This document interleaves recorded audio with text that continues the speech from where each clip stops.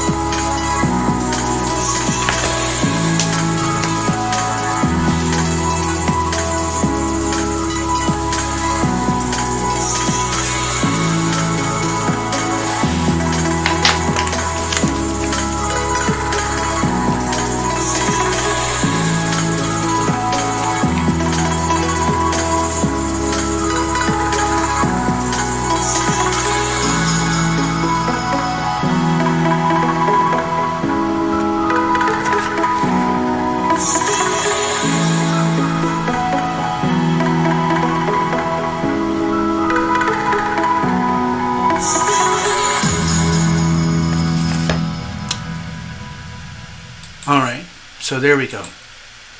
I just thought I'd do a spontaneous show because I'm not going to do a show tonight. Let's have a look.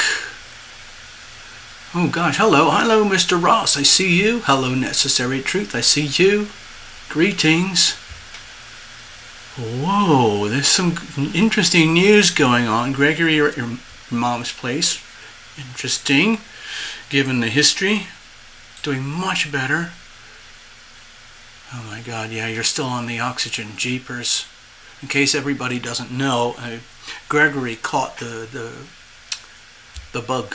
Yeah. Necessary TL, go into your PayPal. Oh, okay, cool, thank you. Thank you very, very much. I'll just check that in a minute. Thank you. In that case, let me just put up a little post-it note here. I didn't have any specific plans for this video, but I just felt the need to do it.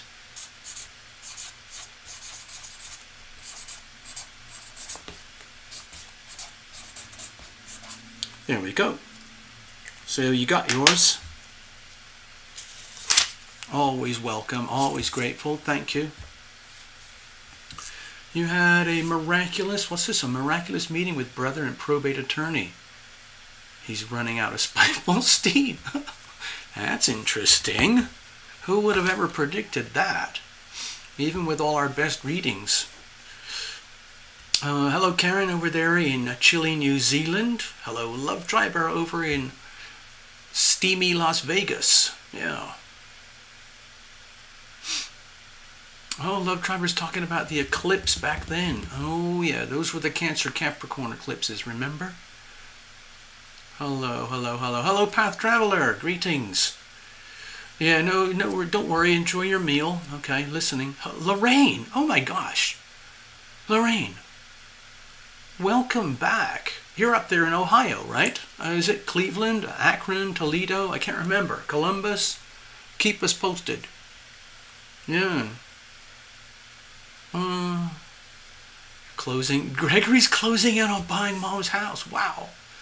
Yeah. Well, we're all doing okay as well as we can. Yeah. Oh, you made it. Oh, okay. Hold on. Yes, I forgot about that. Mr. Ross. Let's do something here. Thank you for your kindness, everybody. Let's have a look.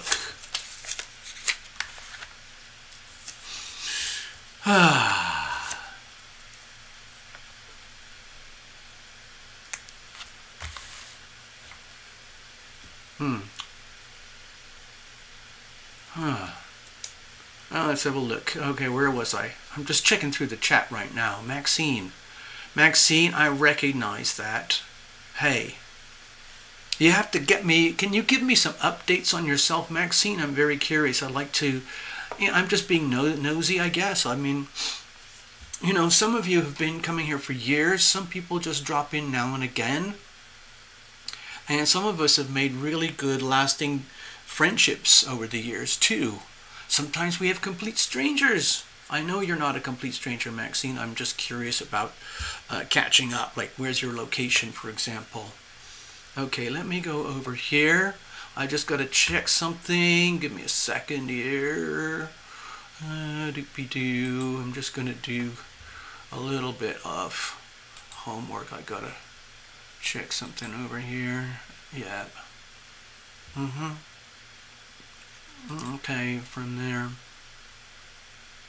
Oh, okay. Oh, yeah, okay, I see it. Oh, this is fantastic. It's very comforting. Thank you, Gregory. Thank you, Necessary. Okay, let me go back over here. I'm just clicking around doing some processing and homework.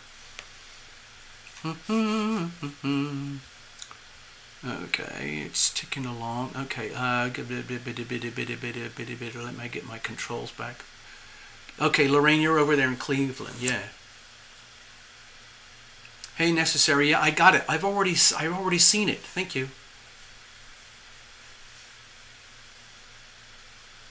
Listened in for a few years now, living in the UK. Ah, okay. So right now in the UK, it would be what, 10 p.m. or something? Roughly 10 p.m. Over here, it's about. I'm on Pacific time in America, West Coast. So you would be probably 9. What's it, like 11 p.m. for you, or 11:30, or almost midnight or something? Thank you, Necessary. I got it. Thank you, Gregory. I got it. Very nice. Very much appreciated. Now let me get some water. Hold on. It's thirsty work. Cheers, people. I'm using a British pint beer mug.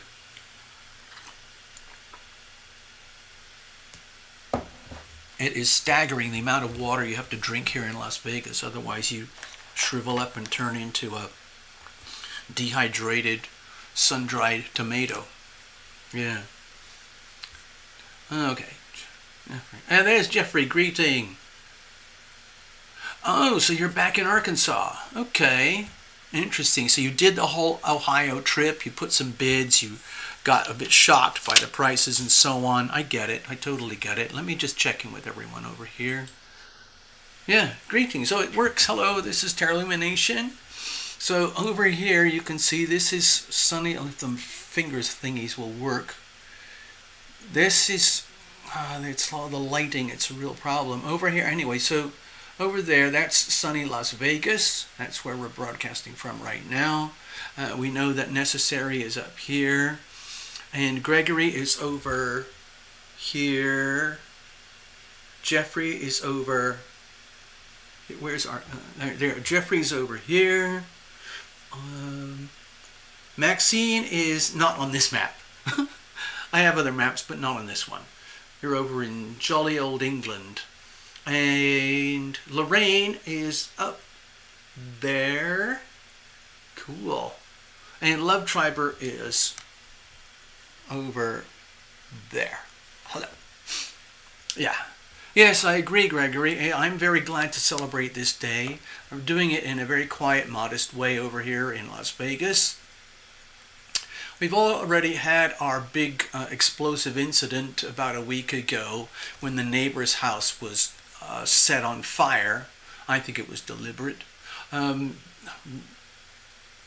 Whatever they call it. Arson. Sorry. It's very strange that a massive firework somehow landed into the electrical supply inlets for the house, and the whole thing exploded, setting off huge flames up the side of the house. And it was very interesting that the fire department arrived so quickly. It's almost like the whole thing was planned out.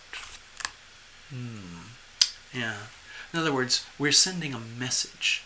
We're not going to burn your house down exactly, but we're sending a message. That's how I interpret it. That's the paranoid approach. The other approach is like, oh, it's just a random neighborly firework that lost its direction. KABOOM. The astrodoodle reminds me of a spirograph. Yes!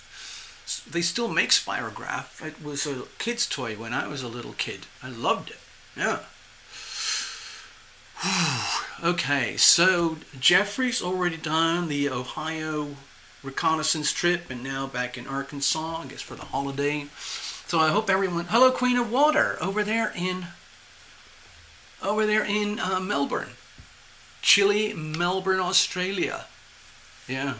I've heard some really strange things coming out of Australia, okay? No offense, Queen of Water, but over here, like sometimes we get to see what's called Sky News TV, and it's from Australia, and it's very kind of conservative, truth-oriented. It looks like it's a very, it has a strong sense of unity with the United States, and they're interested in things like truth. And they're very suspicious of the so-called viral scenario that's going around Earth right now. This maniacal thing that's being orchestrated. I see the whole thing as a massive, massive SCAM anyway. So yeah, Queen of Water over there in Melbourne. I've also heard snippets from random stuff I drop into online when I'm doing my own homework, where places like Canada and Australia have been like flagged as being almost like communist countries by some people viewing it from here in America. So there's a really weird spectrum of perception going on across the whole of planet Earth right now. And a lot of it is pivoting around the United States and what is happening inside the United States. Yeah, Queen of Water, 4th of July is the celebration of the Declaration of Independence. That's when the forefathers decided, no, enough is enough is enough. We officially are going to declare our independence from those maniacal, tyrannical monarchies over in Europe, especially in jolly old England. Hey, Maxine, don't get me wrong. I love England. I lived there for many years. Part of me misses it terribly. I love the pubs. I love the food. The thing is, I'm not very good with the weather. It's like, to me, it always feels cold. And if it isn't cold, it's going to be cold any minute. And if it's not raining, it's going to rain any minute. Anyway. But anyway, what I'm noticing here, from here, just observing random news snippets here and there, and hopefully choosing the most truthful, honest, and high integrity sources that I can find. What I'm sensing is that there is a massive, massive sense of fraud that is now becoming apparent across the whole of planet Earth. There are lots and lots of people who are slowly waking up, realizing that, I use the word, that they are debt slaves or debt cows living on slave camps or debt farms. I've been talking about it for years. I wrote a book about it years ago. There's plenty of other people like me in the traditional world of like finance, politics, economics, religion, all of that, and whatever. They see the same thing, but from a different perspective. I just saw it from an astrological perspective, and you can see it very precisely in terms of timing. And none of what's happening today surprises me at all, because it was very clear many years ago, especially at the end of 2008, 2009, when Pluto hit 0 degrees Capricorn. Kerblam! And now here we are, whatever it is, 12, years later. Hey, Path. Years later. And we're now seeing the storyline fill out from, from 13 years of Pluto in Capricorn. And we still have about another 3 years to go, okay? It's a very long transit. In some cases, it is the longest transit. When Pluto goes into Taurus, which it was about the turn of the 19th century, at the age of the Industrial Revolution, Pluto was in Taurus, and it was an extremely long transit, about 35 years. So basically, people didn't notice it at all. And at that time, they had not even discovered Pluto as a planet. It was just some mythological name of a creature. But anyway, a lot has happened since 1900. So, and here we are today, and a lot of that rapid advancement in humanity is correlating very strongly with the discovery of Uranus and Neptune and Pluto. So I like to focus on those things in particular. That's my niche. I like foraging around in that world to try and understand it better, because in some ways it's so hard to understand from such a huge perspective, because the energy fields move so incredibly slowly compared to our normal human three-dimensional perceptions. Our human perceptions are much more attuned to the Sun, Moon, Mercury, Venus, and Mars. After that, it's like we're unconscious. Most human beings are unconscious. A lot of human beings are unconscious just when you get to the Sun and Moon. After that, or Sun and Moon and Ascendant, there's little evolution or consciousness beyond any of that. In other words, a lot of people on planet Earth operate on autopilot. Sun, Moon, and Ascendant. That's it. I go to the other end. I want to be as conscious as possible. So that's why I really dig deep into the Uranus and the Neptune and the Pluto transits. Okay? So let me go to the chart for a minute because I've made the astrodoodle. I don't want to waste it. Okay, so here we are, whatever it is, a year or two later. We are still dealing with a very powerful trigger every now and again on the Capricorn Cancerian axis over here. Okay, this axis here. And in a few weeks, the sun is going to be over in Leo over here. But right now, in a few, let's say a week or so, we're going to have a massive opposition between the Pluto and Sun, and it's going to correlate very closely with the natural natal chart of the United States, where we have Pluto in 27 degrees opposite Mercury about 26 degrees. So, ouch, that's how I'm seeing it. What I feel is, hello Megastar, I see you. What I feel is that there is a very slow unveiling of the depth of depravity, lies, deception, betrayal, abuse, and squalor at the level of the spirituality that is going on planet Earth right now as Jupiter and Neptune have been going retrograde, okay? We've still got this here. And so this, in a broad sense, this Jupiter, this Piscean Neptunian energy here is still in a very loose square. It's not marked, but it's still in loose square with the Sagittarius Gemini axis. I'm not going to mess it up here by putting it in. But this axis here, Sagittarius Gemini Pisces, is still active in a very, let's say, hidden and subtle way.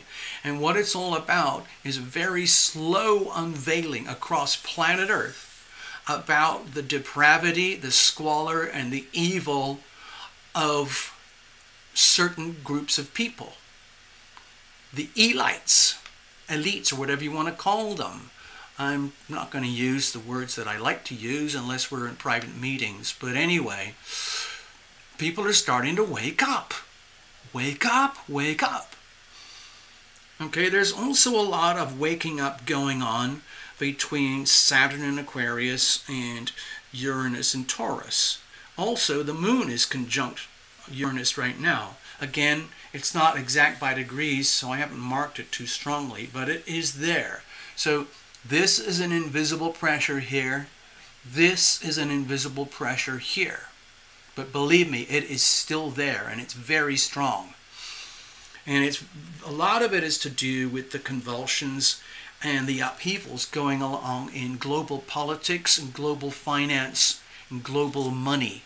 And that trickles down all the way into your personal life. What's going on in your personal life with money, politics, and your understanding about how the world is really working? Are you getting all your information from MSM, the mainstream media? Are you getting comparable or comparative information from what I would consider more truthful, reliable sources? It's up to you. It's your life, it's your choice. Anyway, so right now the sun is in Cancer, and we have quite a lot of harmonious aspects here today, okay? It's quite sweet, so we might as well enjoy it. I'm personally enjoying it, and it doesn't mean I'm having a raving party or I'm drunk and mad dancing around on tables and so on and so on. I'm not shooting fireworks into my neighbors' houses or anything like that, but I'm definitely enjoying the wholesomeness and the sense of coziness and home and security and family that I have in my life right now. Okay? Over here, we have Mars and Venus conjunct in Leo. To me, that is a very sweet alignment. It kind of neutralizes the volatility of Mars, and it vitalizes the sweetness of Venus in Leo. It's very much a combination that would trigger like Come on, party. Let's have fun. Come on, come on, come on, come on, come on. Let's have fun. Let's do this. Let's make the most of it. And, oh God, you know what? I've just completely screwed up this whole freaking chart. Oh my God. What have I done? Okay, I'm just going to have to do a very quick fudge makeover. I was wondering what the hell is wrong while I was blabbering there. Can anybody see the huge boo-boo that I've made? Anyway, I'm just going to try and do a very quick recalibration here. You will see in a moment very clearly. Sorry about this. I'm just going to get straight to it. This is all about the Aquarius energy over here. And the Leo energy over here. And the Taurus energy over here. Do you see that big fat rectangle? Can you see why it's not actually very well drawn? It's not a real proper T-square. It's because... anyway, let me do it.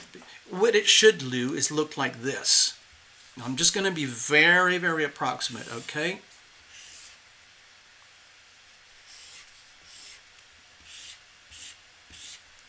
Okay?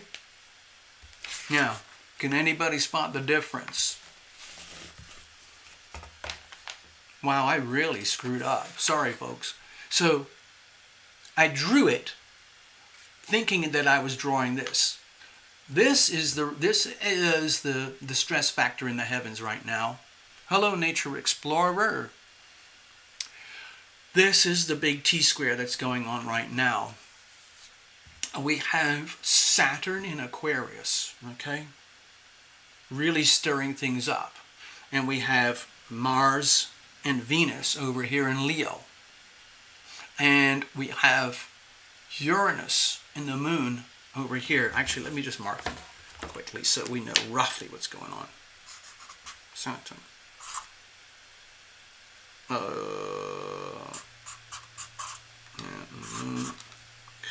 Venus and Mars. Okay, so I got there, here, there, here, here. So this is what I was actually intending to draw.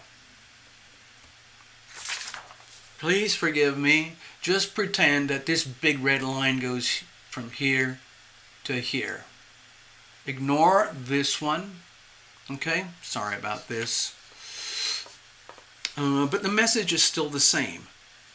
We still have a very powerful dynamic going between Pluto in Capricorn and the Sun in Cancer over here. Okay, so I will add that one anyway. It's loose, but it is there. Okay? This is the axis that is all to do with the United States specifically.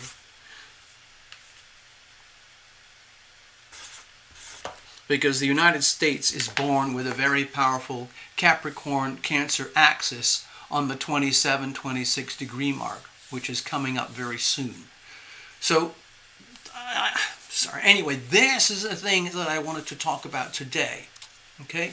Now, this is what's happening. This is affecting the whole of planet Earth. Okay? This is just my interpretation of sacred geometry, but it can affect you in any way, shape, or form. This is for like an Aries rising sign or an Aries solar chart.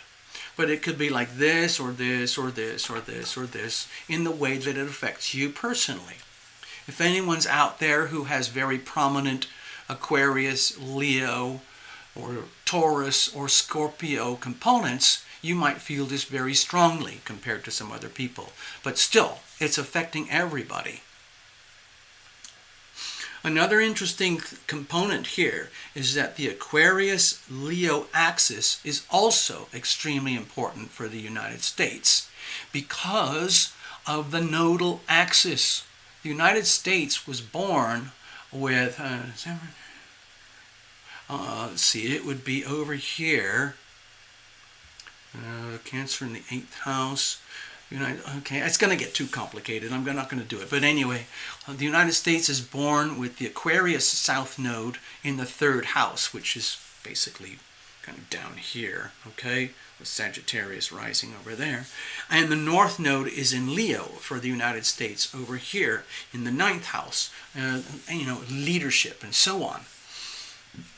So this axis is very important. Aquarius, Leo, and it's lit up very strongly right now.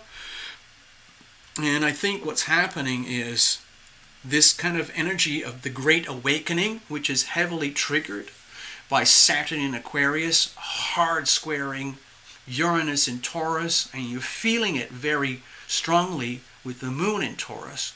Everyone on Earth is starting to feel that, whoa, wait a minute, there's something really out of whack going on here on planet Earth. Have you noticed? I don't know, have you noticed? And it's just a question of degree of awakening. This is very much about awakening. This is very much about heading towards the Pluto return for the United States. This is very much about America. Get your frickin' act together and get that leadership thing going. Okay? Because the rest of the world, like it or not, the rest of the world, without being arrogant or conceited, the rest of the world often looks towards the United States as a guide, as a beacon of hope. That's what this North Node would be here for the rest of planet Earth, let alone just America. And why is that so? It's because the United States is the only population on Earth that has this particular profile that we have created for ourselves, okay? And we call it the Declaration of Independence, and from there we quickly birthed this thing called the Constitution, where the American founders realized they have to put it down on paper exactly what they really want to happen, what is going on. Now here's where it gets a little bit scary. Okay. I've done thousands of readings for thousands of people. I've done tons of astrology and tons of tarot and all of that. But there are certain things that kind of don't change, like when you get into nature.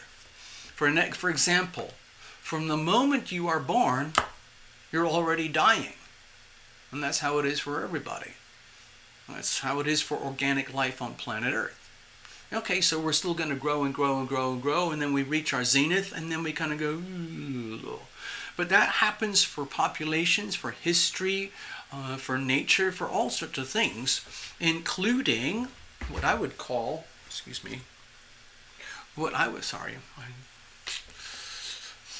I didn't want to run over a cat. Okay, so let's flip, okay? Think of 4th of July, 1776. Almost exactly a complete Pluto cycle 250 years ago, okay?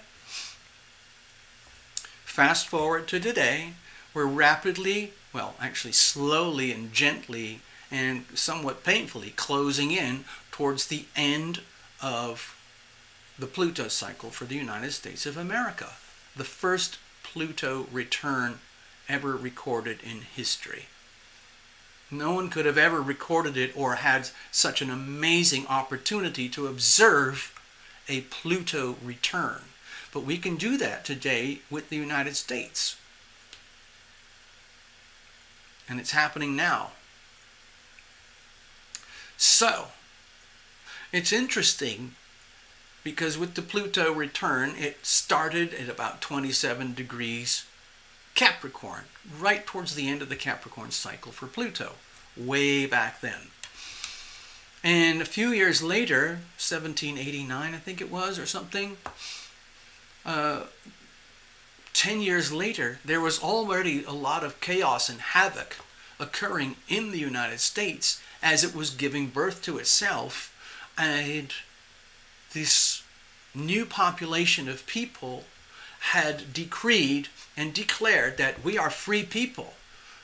We have certain rights, inalienable rights, granted not by men, but granted by God. We are not governed by men, we are governed by God, and the people that we elect to govern us have to govern according to universal law, a universal truth, and we're going to hold all this to be self-evident, and so on and so on. Don't quote me.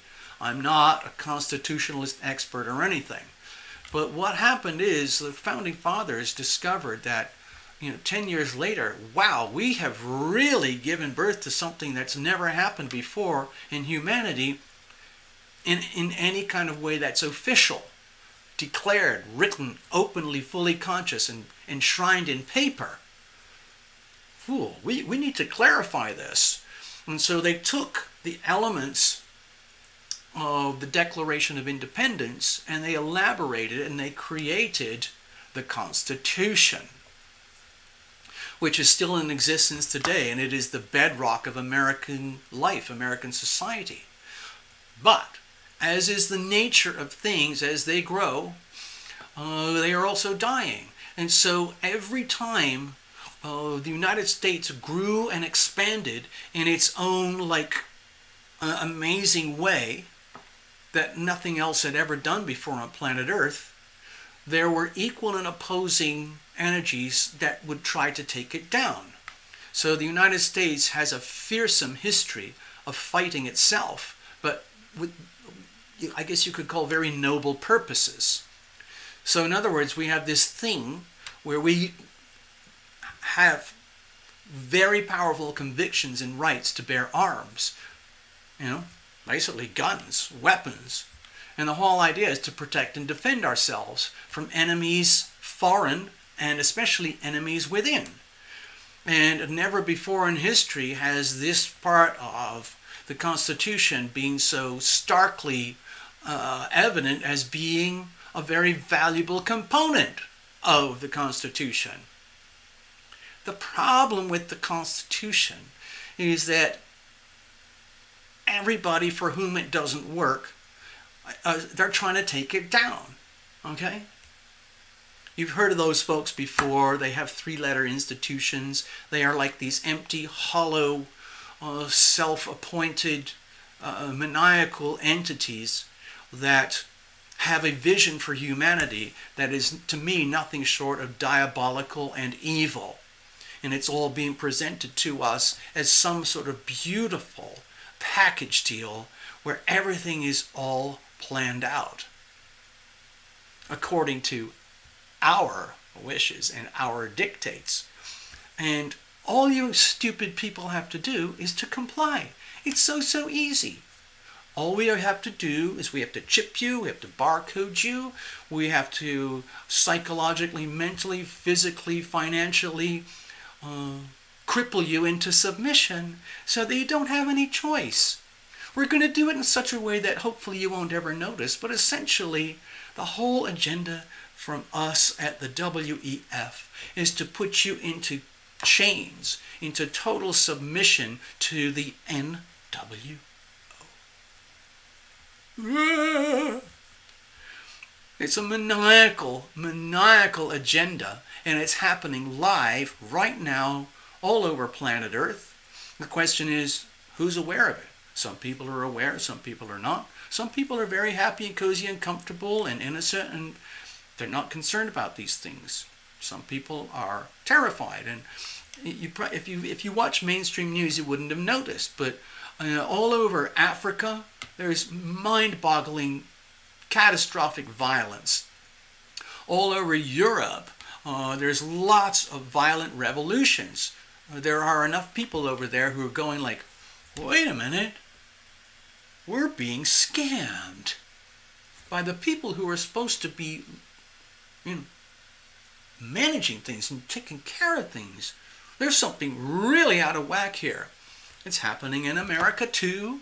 It's happening in China too. There's about 1.3 or and a half billion people over there who are starting to realize we don't actually like this thing called the CCP.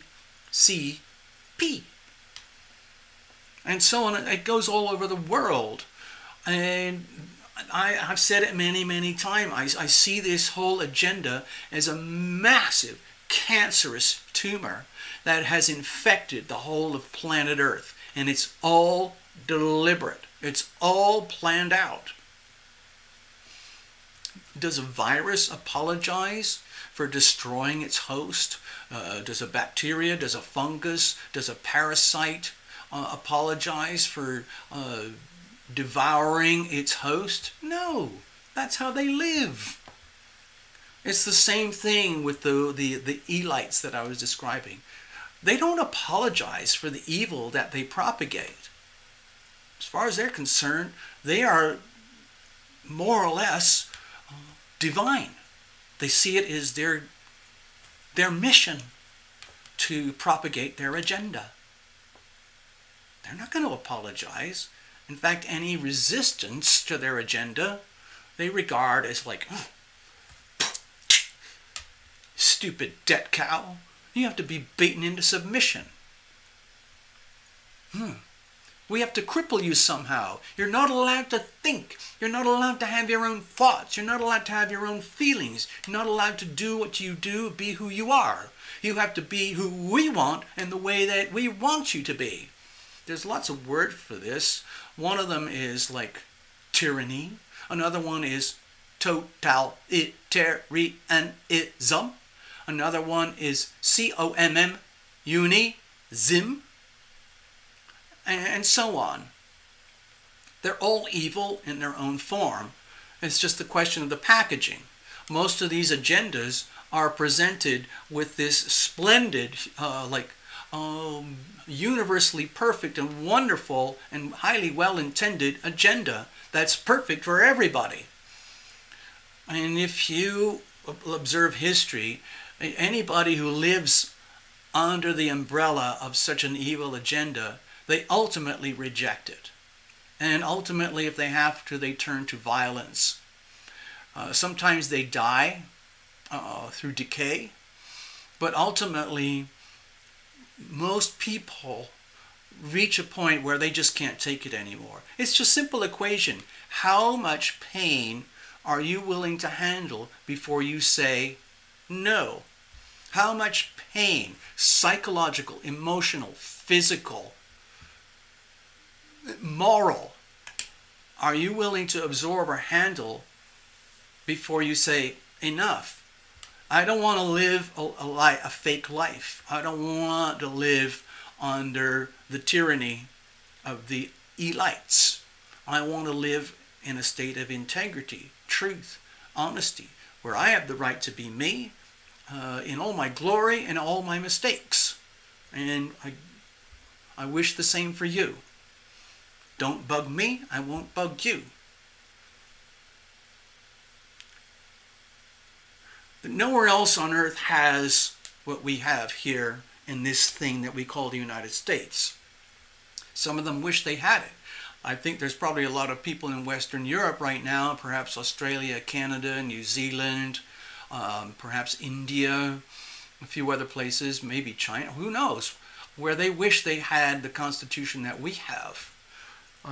But they're not willing to deal with the consequences. See, like, for example, with our right to bear arms, our right to free speech, these are very, very primitive energy fields inside our body. No matter what's written on the Constitution, when it gets to the point where you have to activate the Second Amendment or the First Amendment, that means you're already in very, very deep trouble. You get it? A lot of people are willing to acquiesce. They would rather just say, it's okay. I'll just put up with the horrible rulership and my miserable life, and I'm just going to go along with the mediocrity of human compromise. Okay? No.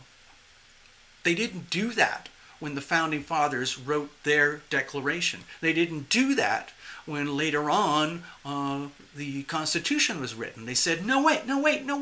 There's such a thing as human dignity. Enough is enough is enough.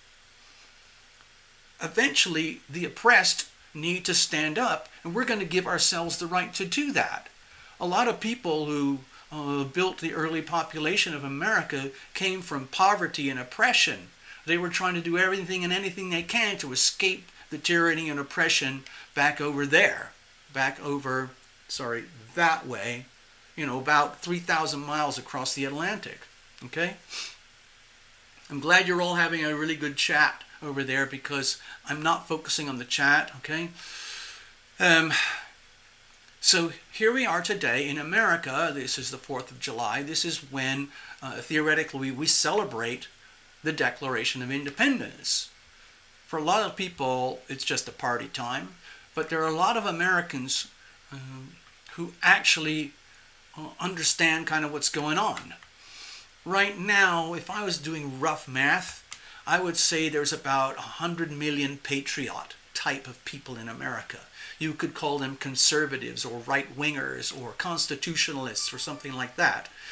And they are very proud of the Declaration of Independence and the Constitution. And some of them are willing to put their lives down in order to protect and defend the Constitution. There's very few other places or countries or ways of operating in society that have what we have. So it's a very, very scary thing. So there is the shadow side, as there always is with the planets. Look at the energy of Pluto. Pluto involves like extreme power. It involves yes or no dynamics. It means kill or be killed, and so on and so on. Abuse of power or use of power. The word power is fundamental to Pluto. Long ago, years ago, decades ago, the United States was seen as all-powerful. The shadow side is that it abuses its power, and there are nations across the world who have suffered under the abuse of the United States, especially with the banking and the financial system, which allows the federal government and the Federal Reserve to weaponize the United States dollar to such a point where, if we want to, we can cripple a country just by manipulating the amount of currency in existence and the interest rates on those currencies. That's a whole other video, but it's one of the most powerful weapons that we have, is the United States dollar. And we have used it to destroy economies that do not comply with our, what we think of as better agenda. I am taking sides now. I am glad I'm American. I'm glad we had the Declaration of Independence and the Constitution. But I think it's very shameful about what America has done in some ways to abuse that power. And so there's retaliation, okay? People want to usurp that power. China wants to usurp that power. And they have learned from the USA how to weaponize their own currency. So they're already at war. As far as they're concerned, it's already World War III. We can't see it because it's not guns and bullets. It's not a hot war. But it's an extremely violent and destructive war when it comes to things like infrastructure and the economy. Some of you might have noticed that. Okay? And one of the other weapons that is used very effectively by the elites is these little tiny bugs, which we can't see. Tiny little things. They have been weaponized. And now a lot of us, it's happened all over the world. And my personal view is that all of this is highly predictable. And so we're just living through it. It's a question of how are you dealing with it? I know how I'm dealing with it. Sometimes it's very, very tough. But I'm still alive and I'm happy to be alive during this time. It's an incredible time in human history because what's happening now is happening on a global scale. It never happened before. The last Pluto cycle, every nation on Earth was very, very distinct, and there was a sense that the world had infinite supply of resources and land and opportunity. Today, planet Earth is showing us very clearly that we have a finite boundary, finite resources, and we have to live in that. And it started to become a problem because in the last, 120 years, we've gone from 1 billion up to 7.8 billion people.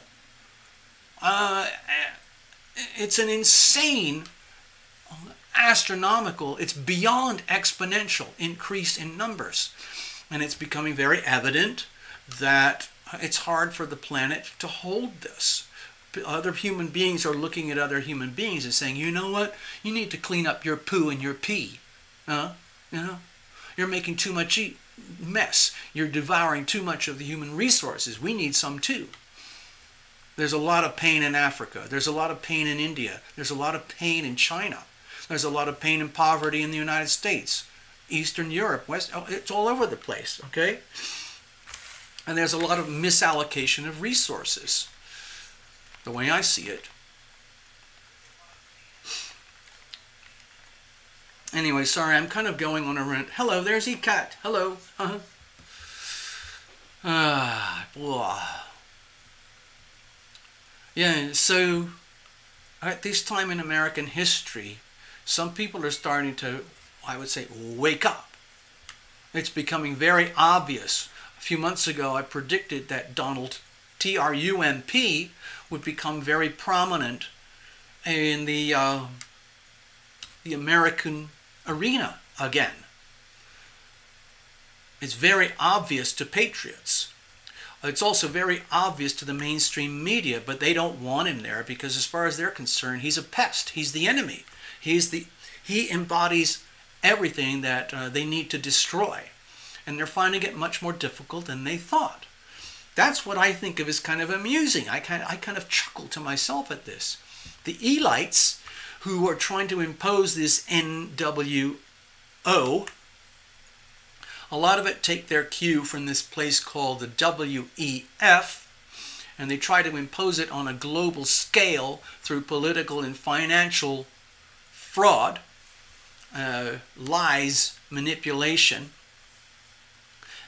in order to, let's say, corral the masses.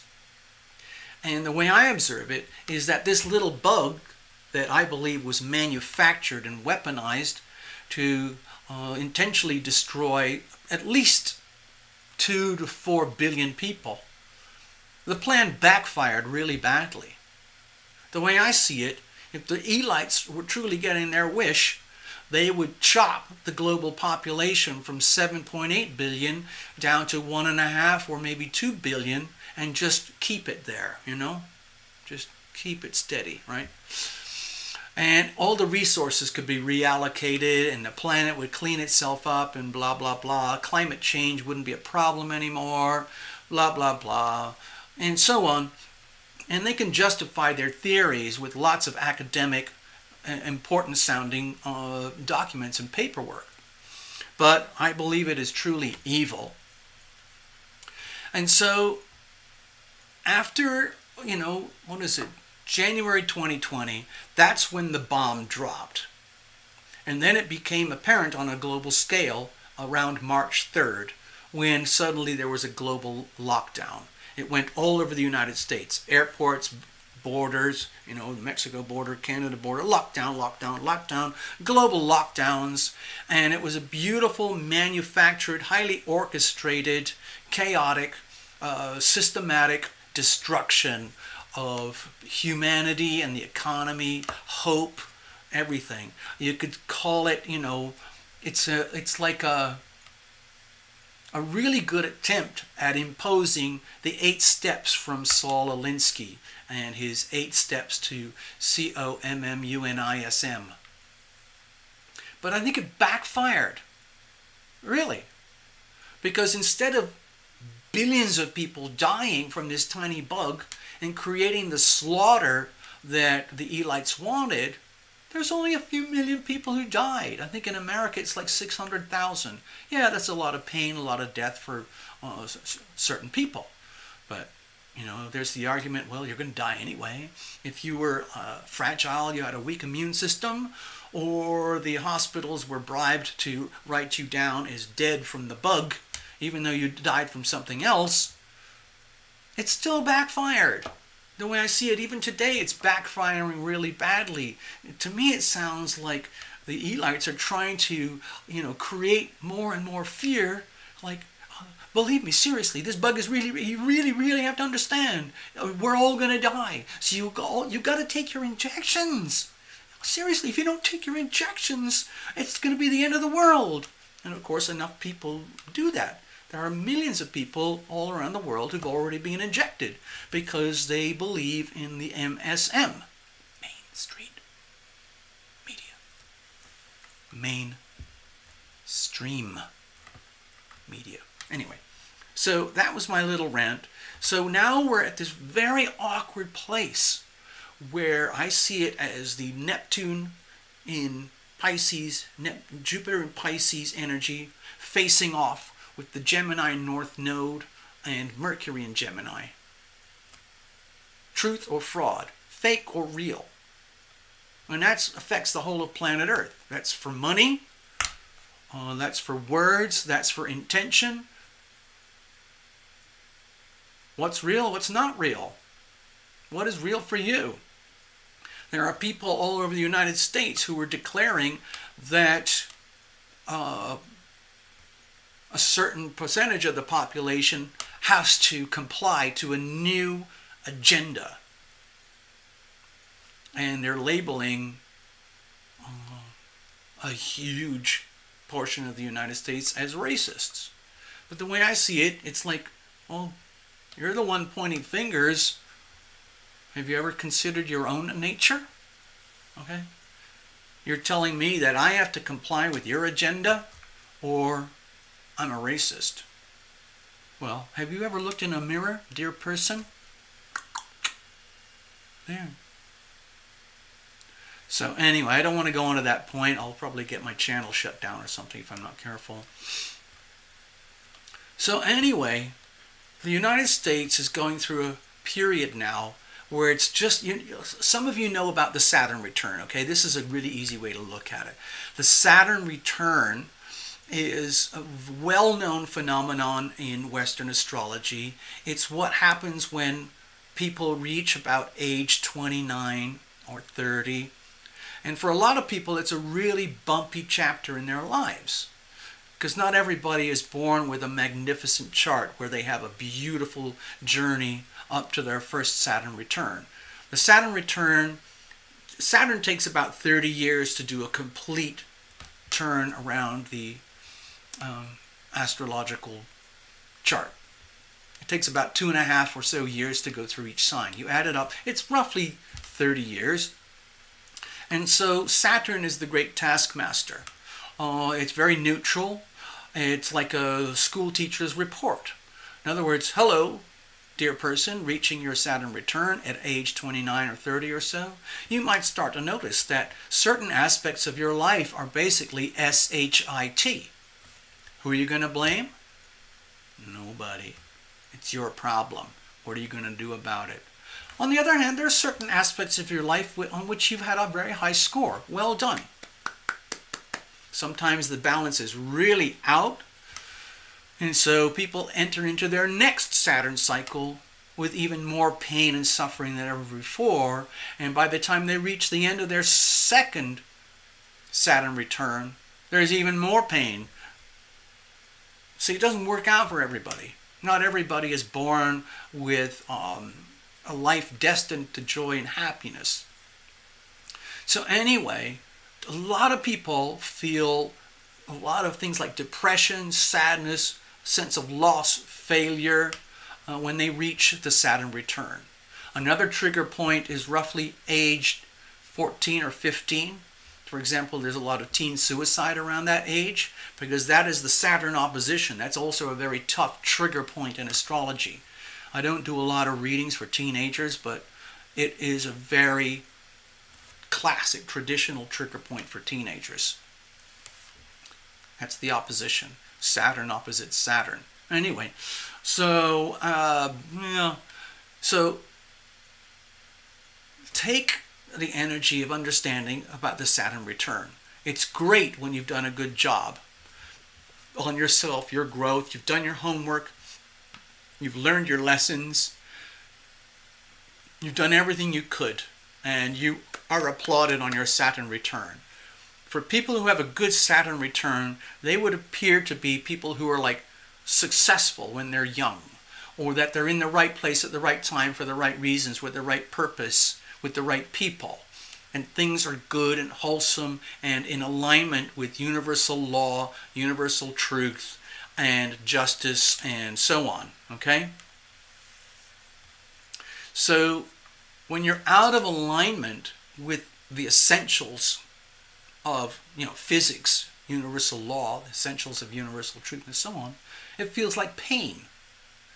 And it becomes very hard to understand, well, why the pain? Where did the pain come from? Did somebody put that pain on me? Was that you? Whatever it was. Or also, it works the other way. Did you put a lot of pain on someone else? Either way, Saturn will hold things accountable. It's just literally like a school report after 30 years, or like a accounting report. Here's the real accounting. There's the fake accounting. You can kid yourself that the fake accounting works, but the real accounting is what's actually happening, and you will be held accountable. You will be held accountable. If you think of the United States as an entity, the United States is being held accountable. It's being held accountable on its first Pluto return. So however stressful a Saturn return is, just imagine that multiplied many times over for the Pluto return. So this beautiful thing that was given birth about 250 years ago, 4th of July 1776, is closing in on its first Pluto return. And you might have noticed that the United States is very, very sick right now. And that sickness is because of the phenomenon of accountability that happens when you get the return. There's also a Uranus return, a Neptune return. There's a Mercury return and so on. But the Pluto return is the deepest and the heaviest and the most painful of all. And it's the hardest one to define. It's the hardest one to heal. It's like having to go deep diving into a dark chasm where there's no lights, there's no compasses, there's no gravity, there's no up, down, there's no north, south, there's nothing. And you have to figure out what is wrong, and you have to stay clear and conscious, because you have to reveal it to heal it. If you can't reveal what's wrong, you can't heal it. So what's happening in the United States is this very, very sick kind of convulsive energy in the revealing. The revealing I associate very, very closely with Neptune in Pisces for the last few years and a few more years to go. It aligns very closely with the shadow side energy of the 12th house, the shadow side energy of Neptune. Things like treachery, lies, betrayal, sickness, loss, failure, theft, abuse, insanity, confusion, sickness, disease. Okay? The beautiful side of Neptune, of course, is universal love and the connection to all that there is. But that's a very hard energy to navigate and understand. In some ways, I see it as harder to understand than Pluto energy. Anyway, so I'm going to show that. Look, hello, Robin's Realm. I just saw something from you. It got blocked here, but I'm going to open it. There we go. Yay. So, okay, I'm just observing, okay? What I sense here is that here's the United States, okay? Here's the United States. Think of it as an entity. It has its own birth chart. I've shown you that plenty of times. And if you look at the birth chart and you follow Pluto, you realize, oh my God, now I see what Terra Lumination is talking about. Oh my God. Oh my God. And it is that bad. Okay? A lot of people have died in the United States simply just because of this scammy little bug that's been going around. It's all part of the agenda. It's very disturbing. I see it as the abuse of power. I mean, it's all happening simultaneously, so it's sometimes really hard to distinguish the different faces of evil, or to understand the different faces of good, because it's all happening simultaneously. So that's why I kind of like astrology the way I do it. It gives me a chance to focus in on one particular thing and get a bit of clarity. And when I get that bit of clarity, I like to share it, and that brings clarity to other aspects of what we are observing and living through here on this planet Earth. Yeah. It's rough. Humanity is not going to disappear, but humanity is going through a massive purge right now. I don't think anybody really knows what's going to happen. The NWO think they know. Their plan is complete, total, tyrannical domination. Basically another form of COMMUNISM. And so on. And they're finding out that it's harder to do than they thought. There are people, especially in America, or especially in countries that realize that they got screwed over by the weaponization of the dollar. There are people who are realizing that, my God, it isn't just a movie anymore. This evil agenda is actually real. It's actually happening. It's being propagated all over planet Earth. But where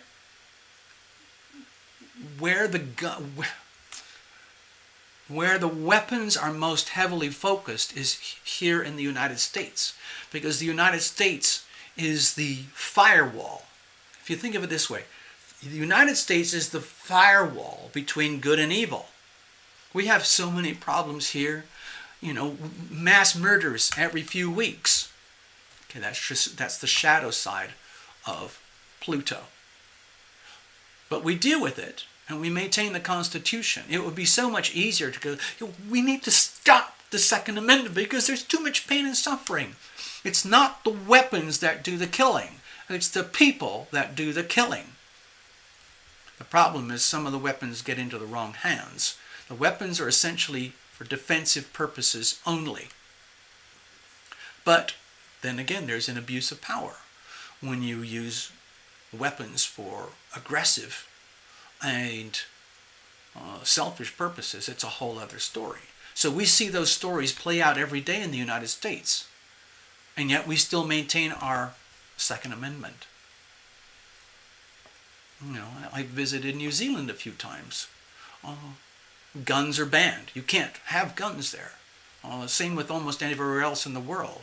There's a lot of places where you can have guns, even though they're banned, but those places tend to be very chaotic populations and countries where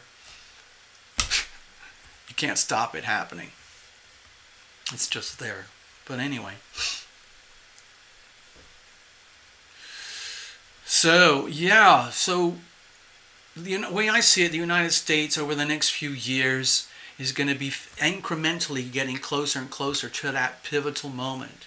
I'm going to state right now here on this channel today that when Pluto 27 or so degrees matches the birth degree of Pluto in the United States, that's when we are actually going to feel the moment of maximum pressure.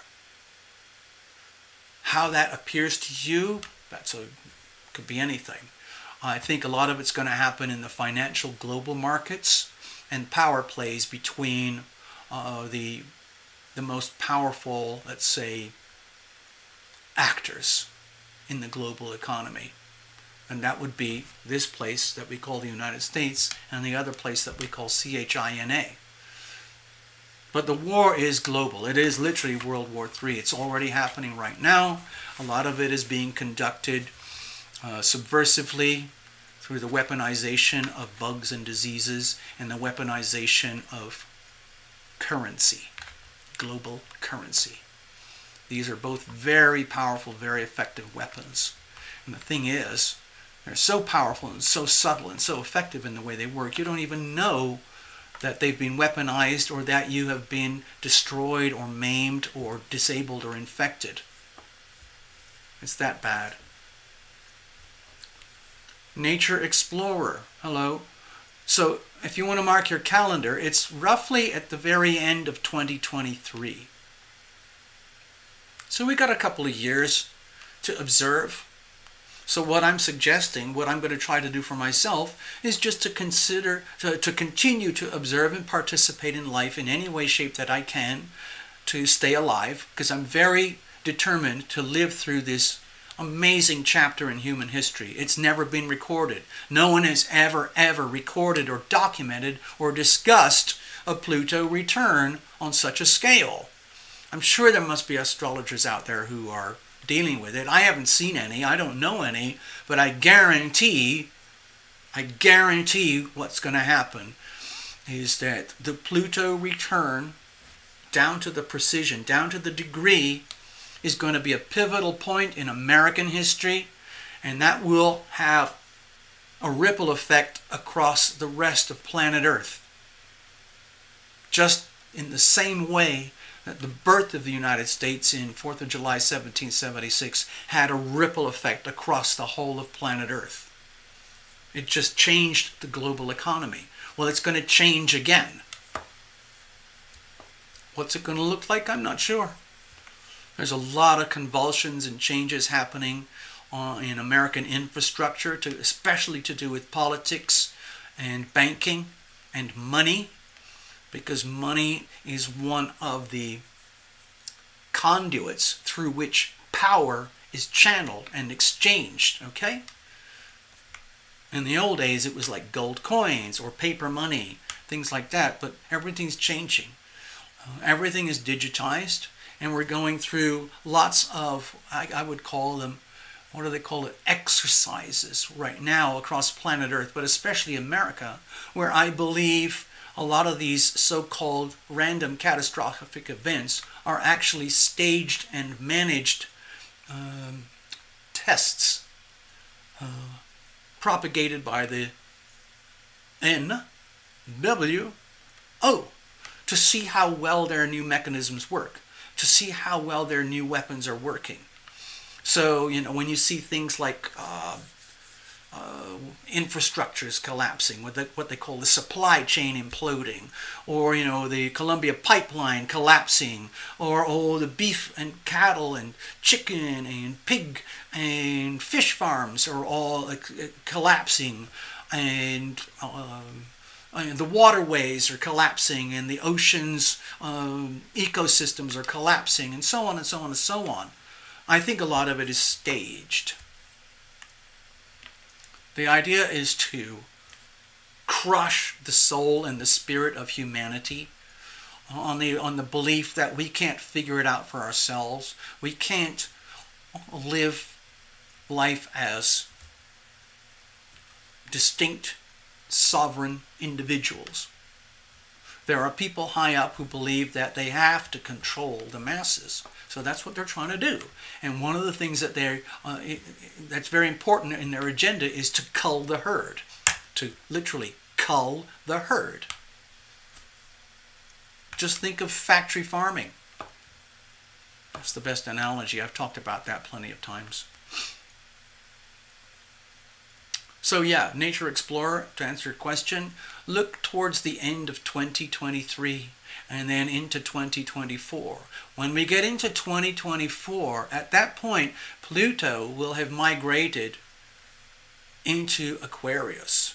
And things are going to get extremely unstable. Massive instability, global instability to do with the subjects of human freedom, human rights, human sovereignty, an agenda that we all live on this planet together, and there is a defined boundary. 250 years ago, we did not think or believe that way. Humanity operated as though there was an infinite supply of land and resources. It's not true. We have discovered in very painful ways that our planet and our world and our resources are limited. It's just like rats in a cage. If you have too many rats in a cage and you just allow them to breed indiscriminately, eventually they start swimming in their own pee and their own poo, and then they start to run out of food, and then they start savaging and killing each other. The women are much better in terms of protecting themselves, but the men, the males, become savage, and they start savaging each other. I mean, eventually everybody dies, It's not a pretty ending, but it doesn't have to be that way.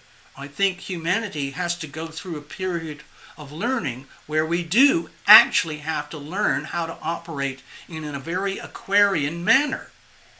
And we can't do that unless we live through the challenge. And that challenge is coming our way starting in 2024.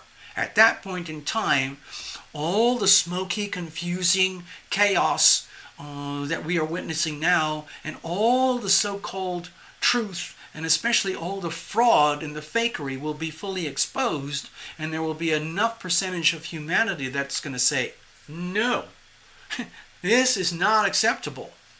But it's going to happen on a global scale. The people at the very top who want to impose their, let's say, top-down agenda are still going to resist, because they basically have all the power, all the money, all the control. Think of Pluto and Capricorn. They don't want to let that go. So what's going to happen? I don't know. I don't really know what's going to happen. But I think there will be an extremely powerful resistance movement where enough people on Earth will start to operate from an Aquarian perspective. Like, wow, what are we going to do, people, to make this work for all of us? There's no point in having a tyrannical pyramidal type structure where we the people have been turned into debt cows on a debt farm or debt slaves on a slave camp. We've figured out the problem, and that's not acceptable. We want the right to live our lives as sovereign selves. We the people. So that is a completely contradictory energy to the pyramid structure. Okay? So we'll see what happens. The last time Pluto was in Aquarius was from 1776. Like from about 1780 onwards. And if you look back at history, at that time, the whole of I guess you could call it Western civilization, was in a state of riots and upheaval and revolution because they woke up. Think of the French Revolution, and then think of the American Revolution. Large bodies of people basically waking up and saying, no, this is not right. This is inhumane. Humanity treating humanity in an inhumane way. This is not acceptable. We need humane ways of treating each other. And all of that story is going to unfold during the 20-year journey of Pluto in Aquarius. We're not there yet. We have to live through the convulsive ending of Pluto in Capricorn. It's interesting how the American degree placement of Capricorn is so close to the 0 degree of Pluto in Aquarius. Yeah. Anyway, I'm just going to hang out now. I've said what I wanted to say. God bless America. I'm really glad we've got our Declaration of Independence, and I'm glad we have this thing called the Constitution.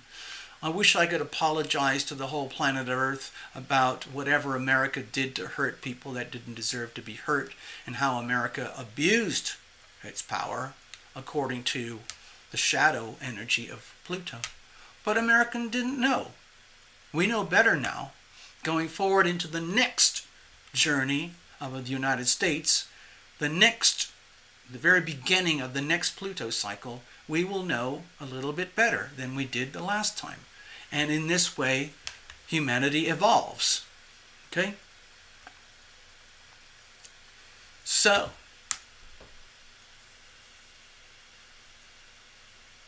Path Travelers nailed it. Yeah. Buy crypto, everyone. Stock up on food and other supplies. Yeah.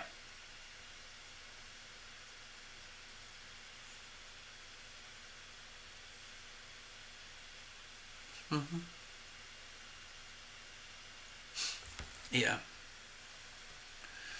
So, I don't think I can handle any readings today. I'd like to say thank you to Necessary and thank you to Gregory. If you don't mind, I'd kind of like to wrap it up right now. And I owe you one. Okay? I owe you guys. Seriously, I owe you guys. You're the people who are keeping me alive. My little channel. Sometimes I get really sad. I feel like it's so tiny and forgotten and minuscule. But anyway, it still seems to be going.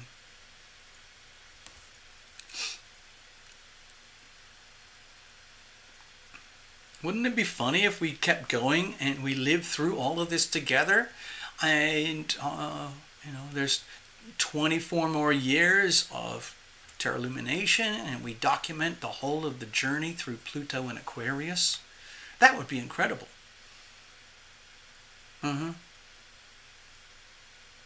Actually, let me go back to the charts for a quick second to make that a little more understandable. Sorry about the errors earlier on, okay? This is geometrically, in terms of sacred geometry, this is what it's supposed to look like.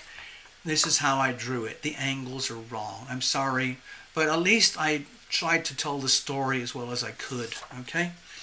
So, yeah, this is where we are. This is where we are today, people. This is a very stressful axis here. It's going to play out over the next few years. This is a very stressful axis today, right now. It's happening right now. Multiple squares and oppositions.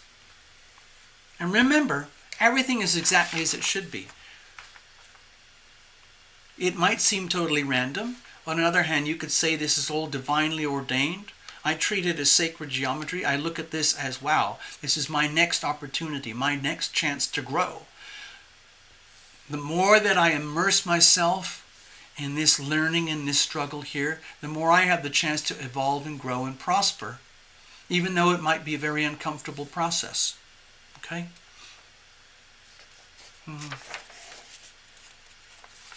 And I'm going to go back to the chat here for a moment. Yeah, I just saw some interesting things come up on their chat. What is that? TL, we are guided, we are protected. Yeah, that's kind of why I wrote that song. I am guided, I am protected, and so on. We are here at this time for a reason. Always remember that. No one said it would be easy. All right, and then Nature Explorer, a young female co-worker said to me the other day, I'm at the bottom. She was feeling it. I have felt that way a lot of times in the past too. There's so many explanations for that. There's so many reasons. It could be advertising and marketing, for handbags and shoes and vacations and cars, whatever. It can easily make you feel inadequate. Certainly less than the idealized and in the highly manipulated images and storylines that they present through commercial marketing. Last time I watched something, this was a few months ago, apparently one of the top people at, I think it is GOOGLE, one of the top guys there, I think he comes from India, extremely smart guy, very successful in school and college, and his thesis, his skills were understanding to a profound level how to manipulate and control and exploit human beings, especially through social media. And because he had these outstanding, exceptional skills, he got promoted and he went to the very, very top. So what does that tell you about GOOGLE?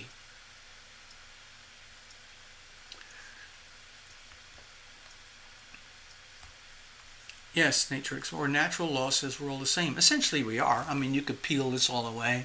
I'm pink and mushy inside. I've got white skin here. Some people are brown. Some people are black. Some people are in between, browns, all sorts of combinations. But, if you rounded up 7.8 billion people and put them all in a box, we would all look more or less the same. Just like a bunch of ants on an ant farm, okay?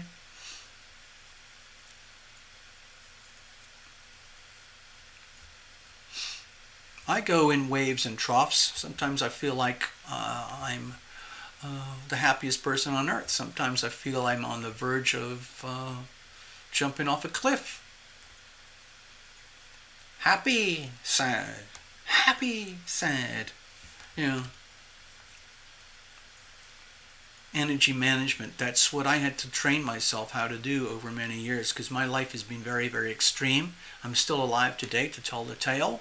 There are many situations where effectively I was left for dead, but I'm still here. So I think, like, in some ways I've learned a lot from that.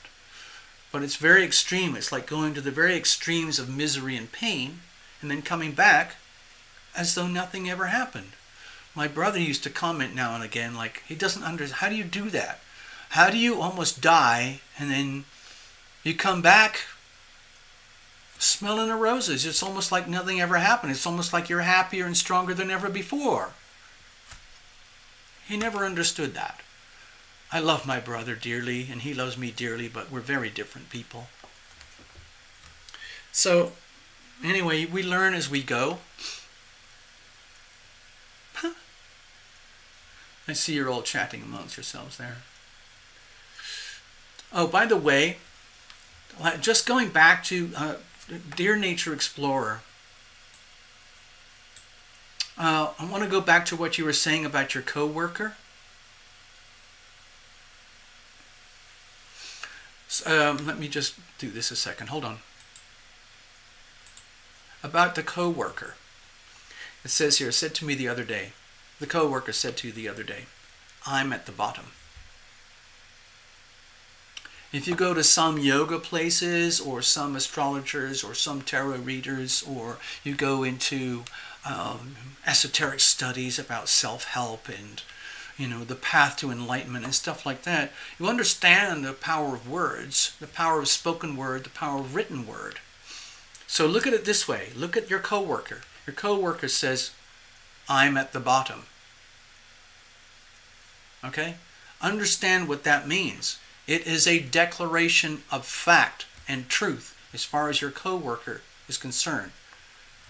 Your coworker has declared. Hold on, I want to see that thing. I want to see that thing. What exactly? Okay, it's female. Your female coworker was feeling it. Now, the good thing about it is if you come at it from a neutral perspective, and from her perspective, she is observing that, wow, from her perspective, she is at the bottom. So she is simply declaring what she observes is a fact. I'm at the bottom. Okay. But on a larger spectrum, when you think of energy management, it's a declaration of your identity. I'm at the bottom. That's it. It's like self-condemnation. It's like she has literally condemned herself to being at the bottom. It's very different to observe yourself in your world and say to yourself or someone else, like with a preface, like, from my perspective at this moment of time, I feel like I'm at the bottom. But remove the preface, and when you state the words, I'm at the bottom, that has a very different energy field to it. You are putting out words into the universe, and that universe reflects back to you. Oh, hello. Pretend I'm the universe. Hello, coworker, girl, lady, person. You've just declared that you're at the bottom. Okay, so be it. You are at the bottom. And the more you keep doing that, the more you will observe and confirm that you are at the bottom. And then it becomes a self-fulfilling energy feedback loop. And then you can say to yourself, okay, I proved it to you. You see, I'm at the bottom. I keep telling you, I'm at the bottom. See? You get it? Do you get it? You create your own energy feedback loops. So you have to understand the mighty power of I am. The words I am. That's a whole book. People have written books on that stuff. I am. Understand the power of those words. I am. Or I'm. in any language, any language, when you start a sentence or a word with I'm or I am, it is a declaration, essentially as if it's fact and truth. And then that gets reflected back to you from the universe, just according to universal law. Okay? So it's hard, it's really, really hard to understand unless you learn from experience. Sadly, I have many tales where I've learned from experience. So I had to learn the hard way a lot about what I call energy management. But it's also, you could say, the healing power of your words. Or you could call it the abusive power of words. There's a lot of people on earth who live at the mercy of other people's words, either written words or spoken words. And they don't understand the power of the written word or the power of the spoken word. I mean, I'm aware of it, but did you hear what I just said? I am aware of it.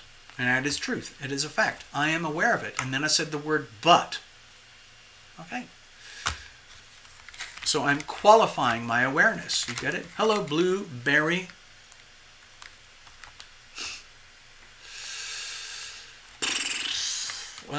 Yeah. So I don't want to scare anybody. I just kind of went off on a tangent there. I should have told her you have a strong foundation. Oh, okay. Well, this could be an interesting journey between you, Nature Explorer, and your co-worker.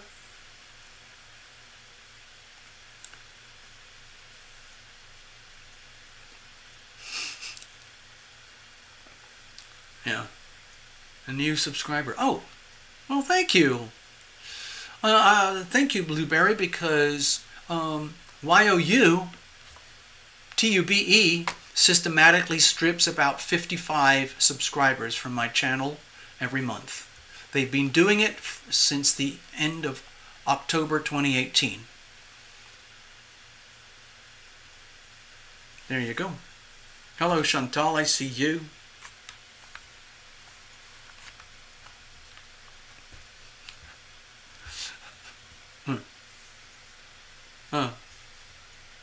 Oh, and where's the likes and the dislikes? Is there something that says that? I can't remember. I don't know. What can you do? Let's go back over here. Give me a second.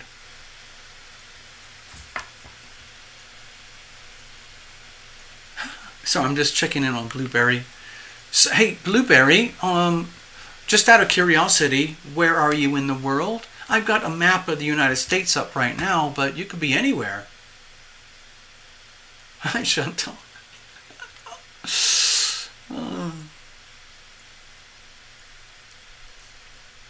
So, what's your interest, Blueberry? Are you into astrology or tarot or mysticism or the healing power of love? Are you an energy healer in some way? Why toot? Oh, Blueberry, I'll try to answer your question without getting into trouble. My channel was flagged long ago as being unworthy. It has not been deleted, but it has been crippled, and I've already gone to war with YT, and there is no resolution, so I just live with it as it is. It's like a little channel, it's crippled, it's in a little wheelchair, but we keep going. There's nothing I can do to fix it. I've already gone through all of that with YT. It used to be very different. I used to get invited to the YT, one of the YT World Headquarters over in Los Angeles, and participate in some very, let's say, elite events. That's not going to happen anymore. Sorry.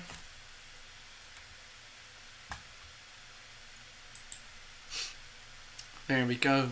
So, yeah. Thank you, Blueberry, if you just arrived. But I'm going to wrap it up here in a minute.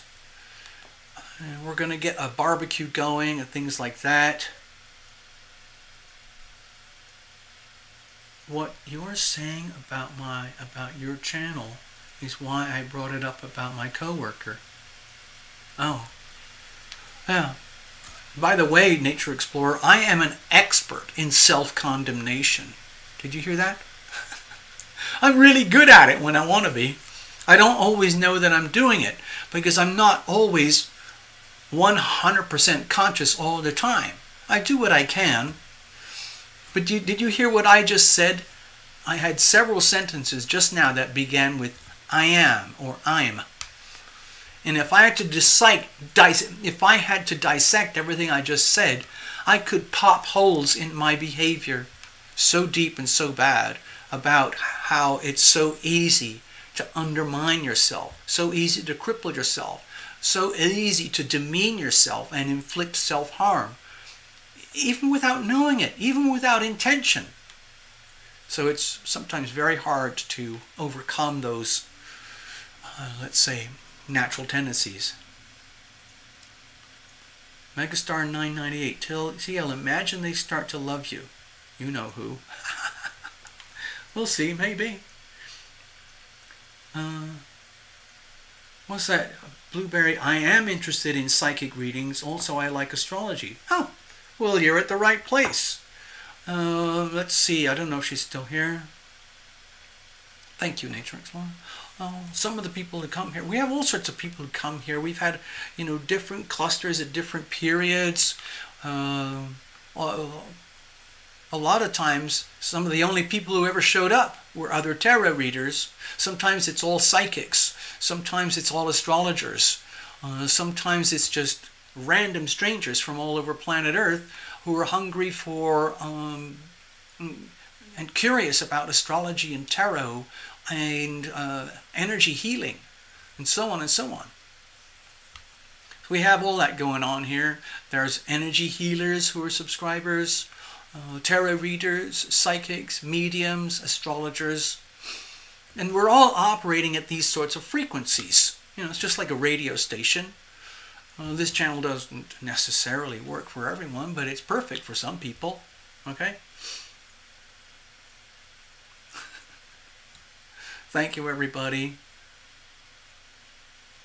Oh, Blueberry, which state am I from in the U.S.?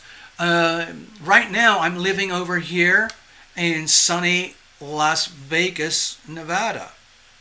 Right up there. Okay? I've lived in lots of different places. A lot of places. And this is where I am now. So, that's why I asked. Because I have this thing that I do. In case you ever come back again, Blueberry. Sometimes what I like to do are these astrodoodles to check in with the astrology for the day and the time. And then I often pull out my little miniature map of the world. Because we've had people from all over the world visiting the channel. But the channel is actually based over here. Right now, it's over here in Las Vegas, Nevada. Okay? If I went inside the channel and looked at all the back office stuff, I would probably guess that most of the viewers from the channel come from the United States. But we've got some good, solid, loving viewers from all over the world, including South Africa, India, Australia, New Zealand, Indonesia. I've had a couple from Japan, Hong Kong, lots of different places in Europe, a few places in South America over here, sometimes in Mexico, sometimes in Canada, and lots from the United States. So there you go. And there's little old Europe over here. There we go. Let's do it. Thank you, Megastar. Yeah. South Asia, Pakistan. Okay, look, here you go, everybody. Hello, Blueberry. South Asia, Pakistan. That's right over here. Okay, everybody, just so that you are known, Blueberry is right over here in Pakistan. Okay? Let's see if I can get a better view. There you are. There's Pakistan. So that's, sorry, it's probably a bit wobbly.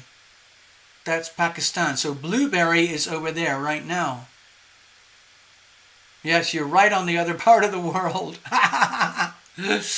Yeah, so This is happening live right now here from Las Vegas, and you're picking it up over here in Pakistan. Okay? Yay. Thank you for visiting. Thank you so much. All right. On that note, I'm going to leave it as it is. It's been lovely to hang out with you all. I wish you all a super day. I'm going to sign off now. I'm going to go and take it easy. Enjoy the rest of the day. Stay out of trouble, everybody. Be loving, be loved. Be loving, be loved. It's physics. Be loving, be loved. Oh, let's try this one. I am loving, I am loved. Or let's flip that around, excuse me. I am loving, I am loved. Ooh, we could do that again. I am loving, I am loved. I am loving, I am loved. Whoa, that's so cool. I am loving, I am loved. Whoa, whoa. You see, that's the power of I am. Okay, everybody, let's leave it at that. I'm going to wrap it up now.